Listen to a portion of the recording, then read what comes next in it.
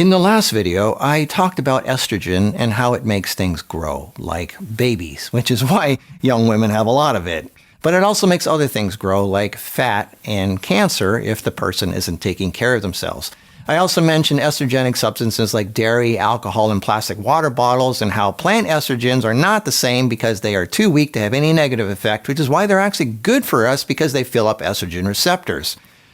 A number of women have left comments saying, yeah, but I'm postmenopause and I have low estrogen. Well, this might come as a surprise to some of you, but yes, that's how it's supposed to be. After menopause, you're supposed to have lower estrogen because your baby years are over. You've done your job. Now it's time to relax and enjoy life. If you had too much estrogen like before, you'd be having some serious health problems. Nature is protecting you. Now, you still need some estrogen to help regulate body temperature, mood, memory, collagen, hair, and things like that. But you don't need anywhere near as much to make a baby or breast milk or something like that. So even though the ovaries have closed shop and moved to Florida to retire, other body parts can take over and still make some estrogen. The adrenal glands, for example, take over the task of supplying enough estrogen to keep things functioning. If you're healthy, and this is where the trouble and confusion starts, do not think just because your estrogen production is lower that you're in the safe zone. There are other things that secrete estrogen, like fat, for example. Fat creates estrogen, and estrogen creates fat. It's a vicious cycle. And too much of any of those can create cancer. So even if you were tested and your test results showed you had low estrogen, that does not mean you are free from toxic estrogenic substances. When they test you, they take a blood sample and see what's floating around freely in your blood. This does not indicate what's filling up your estrogen receptors. Let's go back to the bus example again. You are a bus going through life. The bus doors open and close. That's your mouth, right? Numerous times each day, and you let all kinds of substances, foods, and chemicals in and out of the bus. You have things sitting in your seats that you picked up years ago, and many of them just don't want to leave. They fill up those seats, and so new passengers cannot sit down. If you have a bunch of bad people filling up the seats, the good people getting onto the bus cannot sit down. So when they take blood tests, that's like taking a pool filter, for example, and swishing it through the bus aisle, which is like your blood vessels, and all they can see is what's standing up and walking around. They cannot see what's actually sitting down, in other words, what's filling up your estrogen receptors. If you've been drinking alcohol or eating or drinking dairy or plastic water bottles or plastic food wrap or anything like that, or medications or drugs, there's a good chance there are cancer-promoting estrogenics filling up a lot of the receptors, and those don't show up in the test. So again, your body may not be producing much estrogen, but that does not mean you don't have bad estrogenics filling up your receptors, which can lead to cancer. There are all kinds of estrogenic substances women use daily, like shampoos, hair straightening chemicals. Those are really bad. Hair growing chemicals, toothpaste, laundry detergent, dishwashing liquid, non-stick cookware. That's a really bad one. Dry cleaning chemicals, hand sanitizers, lipstick, sunscreen, body lotion, all the creams and lotions and potions that women use. Look at all the scary list of chemicals on the ingredient labels. Many of those are powerful estrogenics. How many of you use non-stick cookware?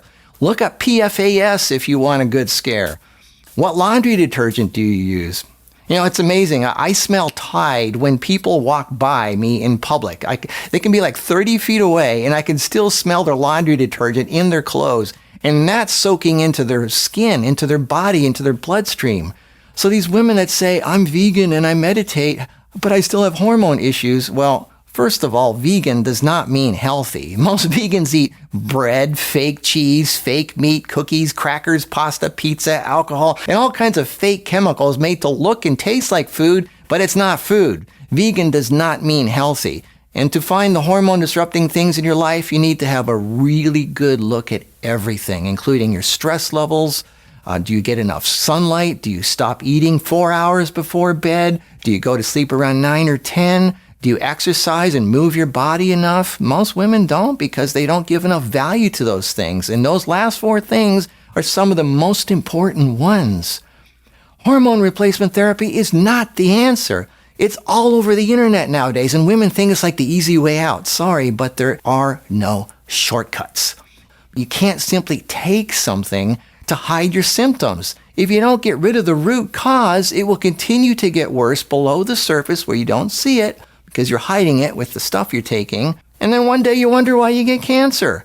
You cannot sweep it under the carpet. In fact, HRT can make things worse. Synthetic progesterone creams and prescriptions promote a number of cancers, as it's known to promote the HPV virus, which is known for causing cervical cancer and also linked to breast, prostate, and skin cancers.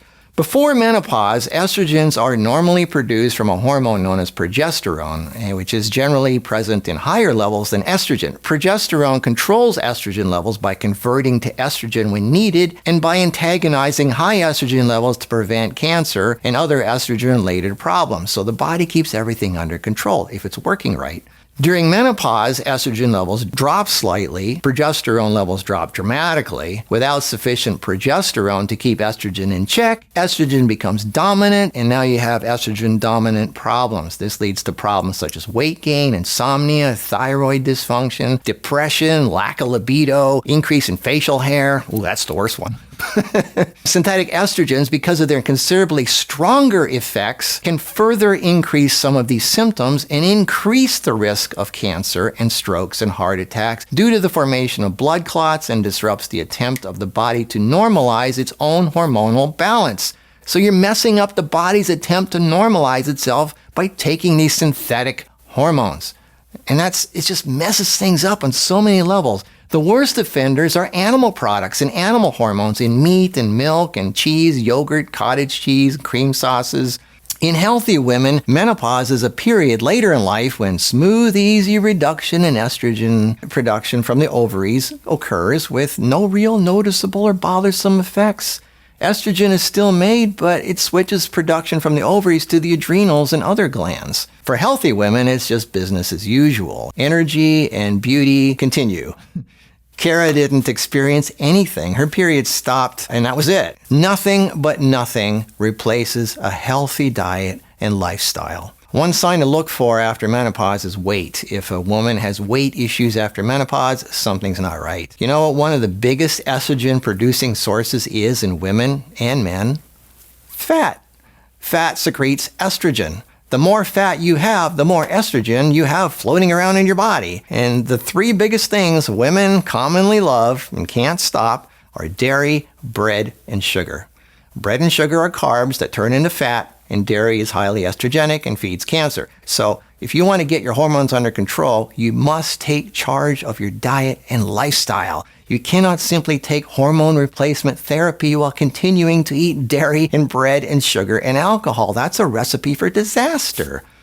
Remember, one of the biggest producers of estrogen is fat cells. Even if you eat super healthy, but you eat more calories than you burn off because you don't move your body enough, then you will get fat, and fat creates estrogen. Watch my video with medical expert James Sloan, who explains why bioidentical hormones are not really bioidentical. Premarin made from pregnant horse urine is 3,000 times stronger than human estrogen, and it feeds fat cells like crazy, and it messes with the thyroid, raises the risk of breast and uterine cancer, heart disease, blood clots in the lungs, and stroke. It makes women gain weight, especially in their hips and thighs. It makes their periods worse. It causes severe PMS and leg cramp pain, migraines, headaches, uterine breast fibroids. It kills their sex drive. Hormone replacement therapy does not protect against heart disease, as some doctors would like you to think. As a matter of fact, HRT raises homocysteine levels, which leads to heart disease. Other doctors would like to scare you into taking synthetic estrogen replacements by telling you it prevents osteoporosis. That's a joke. Synthetic estrogen does not give you strong bones. Lifestyle and diet choices do. I highly recommend the James Sloan video. I'll put the link down below. I also suggest the menopause video that Kara and I did. I'll put the link down below for that. And again, read the Female 1 ebook for pre-men and the Female 2 ebook for postmenopause to learn about what to do and what not to do, what to take, what to eat, and what signs to look out for. Educate yourself. Change your life at home, on your own. Don't take synthetic hormones. Do it right. Be healthy. Live long. Have the life you deserve. And first and foremost, like I always say, do whatever you can to get rid of stress in your life, because that's one of the biggest killers of all. Stress is probably the most potent estrogenic there is. even if it means starting over. You deserve peace, you deserve happiness, and you deserve love because you're special. I'll see you in the next video.